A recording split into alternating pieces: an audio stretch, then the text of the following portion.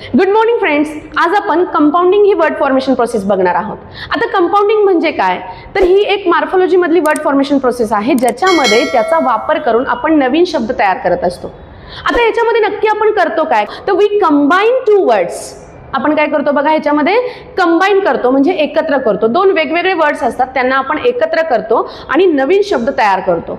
For example बघा, जसे की आता मी क्लास हा एक वेगळा शब्द घेतला, रूम हा एक वेगळा शब्द घेतला आणि ह्या दोघांना मी एकत्र केल्यानंतर नवीन शब्द आपला तयार झाला, तो म्हणजे क्लासरूम.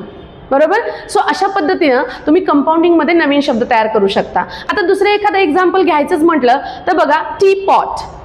टी पॉट, टी हा एक वेगळा शब्द आहे, पॉट हा एक वेगळा शब्द आहे आणि ह्या दोघांना एकत्रित केल्यानंतर तुमचा नवीन शब्द तयार होतो, तो म्हणजे टी पॉट. सो या पद्धतीने कंपाऊंडिंगचा वापर करून तुम्ही नवीन शब्द सुद्धा तयार करू शकता. तुम्हाला माहित असलेले असे कंपाऊंडिंगचे जे वर्ड्स आहेत ते नक्की कमेंट बॉक्समध्ये लिहा. Follow this channel for better English. Thank you.